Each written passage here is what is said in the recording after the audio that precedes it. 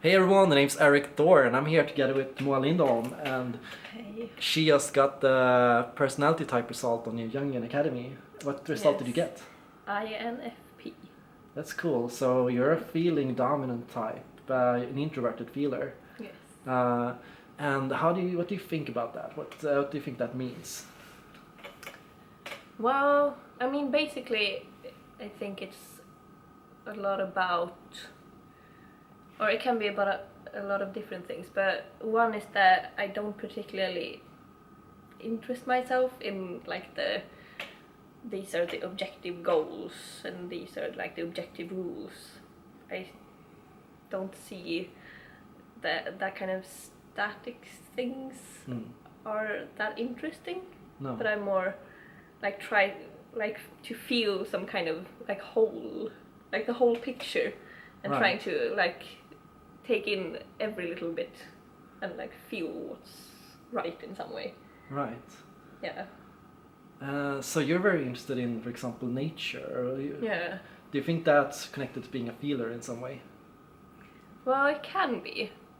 I mean, when being in nature, for example, it's very hard to feel stressed, and a lot of people associate it with a sense of harmony. And I think feeling and being a feeler also has a lot to do with finding some level of harmony. And Right. like harmony is what you always strive for, Yeah. rather than like in thinking striving towards what's objectively right. It's more about finding a peacefulness in some way, or harmony. Yeah, I However would you define definitely agree. Like, I think with Yeah. feeling, there is some kind of inner logic to feeling, and that's harmony. Harmony is what the goal of feeling is. Yeah. With thinking, I think logic is the goal, and I would say kind of like thinking is about efficiency, productivity, improvement, fixing. It's very raw and very human, like in a lot of senses, but. With nature, it's kind of different. There, everything just naturally happens in some Yeah. kind of pattern, and yes, there is some kind of pattern to it. I think Yeah. that pattern is harmony. Yeah. Yeah, and do you think like I've always thought about introverted feeling, that introverted feeling has been a lot about, I guess, inner harmony in a lot of senses, and. Like, what do you do to maintain inner harmony? Well, I think being an introvert has quite a lot to do with that, because a lot of the time I can feel, after being in a social setting or something, like the classical example, I can feel overwhelmed, like that I need to charge my batteries, and then finding a low level of stimulation and that kind of activity to balance out the high level of stimulation activity can be about harmony. Yeah. Like doing different things and being in different situations, but also balancing that up. So balance and harmony has a lot to do with each other, I guess. How do you feel about like art or music or anything? Do you have like any pursuits like that? Well, I've been playing the violin for a long time, and I mean, that's also a state of harmony, I guess, when it doesn't sound like crap, which it can do. Yeah. Jesus Christ, violins can be squeaky. But like when finding some kind of flow and things are just going all right, you're like in an orchestra, for example, that can be something so lovely, just being connected with people by not actually communicating, but actually creating something together. It's like you only find that in those kinds of situations. And it's also like, I mean, I enjoy connecting with people over other things than just talking about things. And yeah, being quiet with someone can be like the best grade on a relationship. I can be quiet with you, then we have a stable friendship. Yeah. Yeah. sometimes I feel like in relationships, sometimes you have a pressure to talk because otherwise it becomes awkward. Yeah. But with some people, you can just go around and just look into space or whatever for like half an hour, and it's all good. Like it's perfect, and you feel like at peace and you feel relieved. I don't know. Yeah, totally.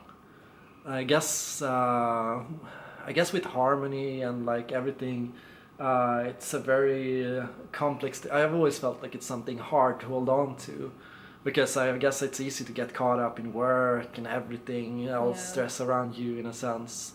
Do you have any like tips to how you can maintain harmony? Well, I guess in that way, it's like harmony also comes from having enough things to do, because you can be stressed from being understimulated as well. Yeah. So finding things that are rewarding to do, and also finding ways to challenge yourself can also be about harmony.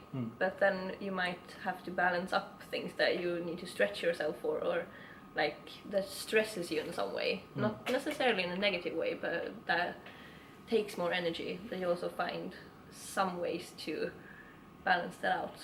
Yeah, definitely. I was making a video just earlier today about how growth, being yourself kind of requires that you're actively trying to grow in some way, because being yourself is kind of not a stable thing. It's always something that's constantly growing infinitely. And so challenge and rising up to challenge is a natural part of that. Have you done anything recently that has made you grow? Well,